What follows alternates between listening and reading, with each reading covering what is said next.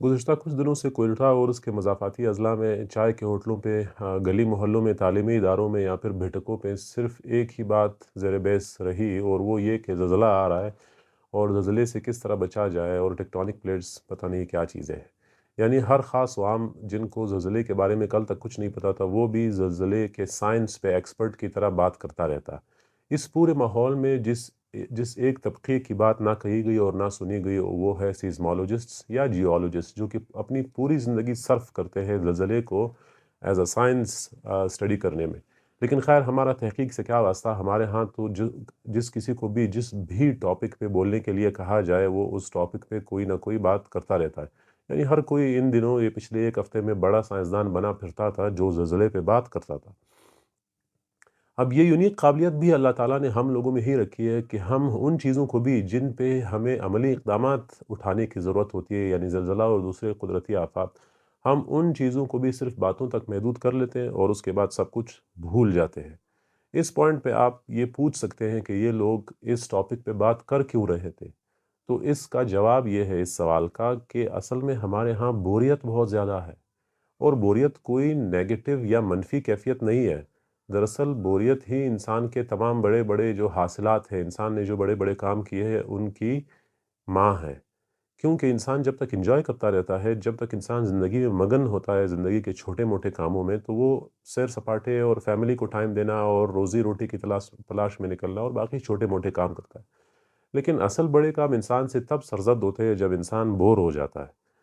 क्योंकि तब इंसान को ज़रूरत पड़ती है कि इंसान अपनी ज़िंदगी को कोई मानी दे, और इस मानी के इस स्ट्रगल में इंसान ने फ़लसफ़े में हो, साइंस में हो, मईशत में हो, माशरत में हो या सियासत में हो या फिर सकाफ़ती मैदान में हो, हर जगह इंसान ने बड़े बड़े काम सर अंजाम दिए हैं। तो असल मुहावरा फिर ये नहीं होना चाहिए कि ज़रूरत ईजाद की माँ है, बल्कि ये होना चाहिए कि बोरियत ईजाद की माँ है।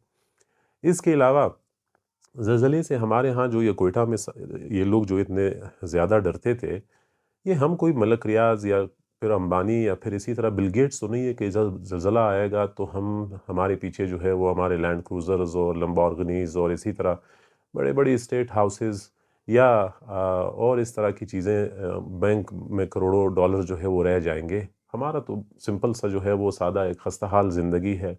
ज़लज़ले से पहले भी वो खस्ता हाल है, ज़लज़ले के बाद भी खस्ता हाल है। हमें तो कॉर्नर वाला प्लॉट ना यहाँ जो है वो ज़लज़ले से पहले तो बिल्कुल भी यहाँ नहीं मिला।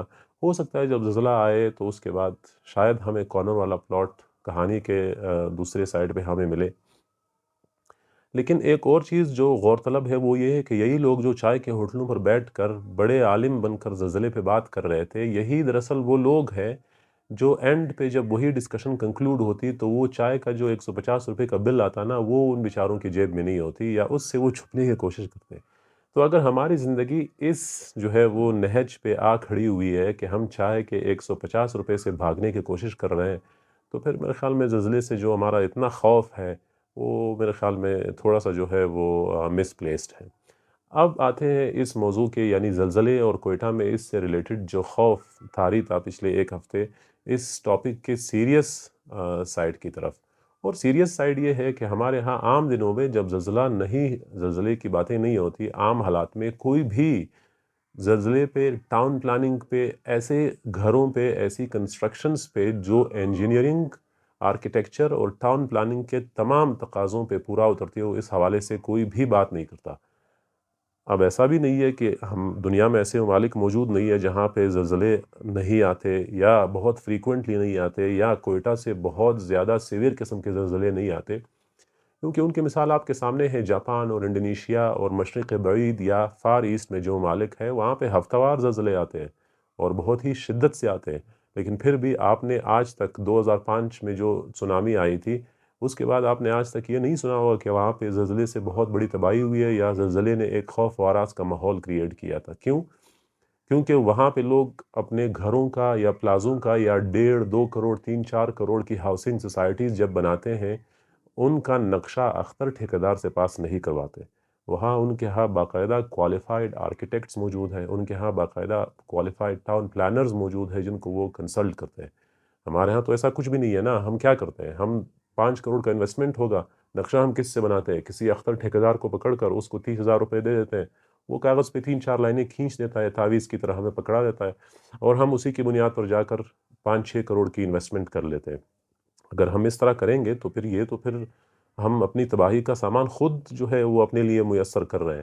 تو اگر ہم نے اپنی تباہی کا سامان خود اپنے لیے میسر کیا ہوا ہے تو پھر زلزلے کو کیا دوش دینا؟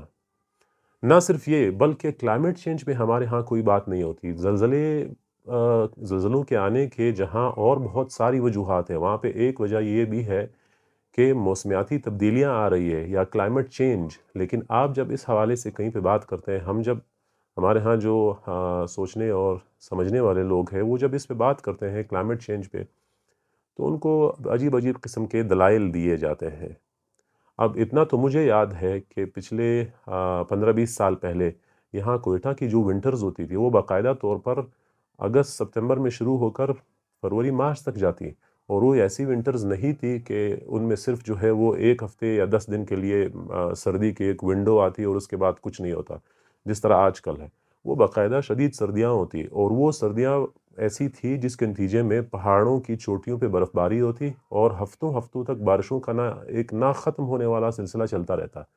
جب یہ برف باری اور بارشیں ہوتی تو یہاں کوئٹہ میں جو ہے باقی ضلعوں سے اور باقی صوبوں سے بھی لوگ سیر و سیاحت کے لیے آتے، لیکن وہ سب چیزیں پچھلے 8-10 سالوں میں جو ہے وہ تقریباً ختم ہو گئی ہے۔ اب آپ کو کوئٹہ کی ونٹرز جو ہے وہ تقریباً لاہور جیسی ہو گئی ہے، صرف 10 دن کی سردی ہوتی ہے، وہ بھی معتدل یعنی درمیانہ جو ہے وہ سیویرٹی کی سردی ہوتی ہے، اور بارشیں تو تقریباً ناپید ہو گئی ہے۔ اور جب یہ چیزیں نہیں ہوگی تو ایز اے رزلٹ کیا ہوگا، ہمارا شہر جو ہے وہ ڈسٹ سے، گرد و غبار سے ہر طرف جو ہے وہ بھرا پڑا ہے، اور ہمارے ونٹر جو ہے وہ اتنے پیارے نہیں ہے، نہ ہمارے جو گرمیوں کے موسم ہے جو کوئٹہ میں پہلے ہوتا تھا، گرمیوں کے موسم خوشگوار ہوتے تھے، ہارڈلی جو میکسیمم ٹیمپریچر جاتا آج سے 20-25 سال پہلے وہ 31, 32, 33 اس رینج میں جاتا، لیکن آج کل تو کوئٹہ کا ٹیمپریچر بھی کراچی کی طرح ہو گیا ہے۔ یہاں پہ بھی آپ کو اے سی کی ضرورت ہوتی، حالانکہ آج سے کچھ سال پہلے یہ چیز تقریباً لوگوں کے لیے یہ لوگ اس حوالے سے یہ سوچ بھی نہیں سکتے تھے کوئٹہ میں اے سی کی ضرورت پڑے گی۔ اب جب آپ کلائمیٹ چینج پہ بات نہیں کریں گے اور لوگوں کو، اپنے بچوں کو جو آپ کے ایکسپرٹس ہیں ان کو یہ تعلیم نہیں دیں گے اور ان کو کنسلٹ نہیں کیا جائے گا پالیسیز اور باقی چیزیں بنانے میں، پھر زلزلے وغیرہ تو آتے رہیں گے نا، پھر اسی طرح ہوٹلوں میں اس پہ بات بھی ہوتی رہے گی۔ اگر آپ بھی میری طرح بات سننے اور بات کرنے کے شوقین ہیں تو نیچے دیے گئے بٹن پہ میرے یوٹیوب چینل کو سبسکرائب اور میرے فیس بک پیج کو لائک، فالو اور شیئر کریں، کیونکہ آئندہ بھی انشاءاللہ آپ کے ساتھ اس طرح کی مجلس ہوگی، لیکن شرط یہ ہے کہ زلزلہ نہ آئے۔ اگر زلزلہ آ گیا تو پھر سرحد کے اس پار آپ سے ملاقات ہوگی، کارنر والے پلاٹ میں۔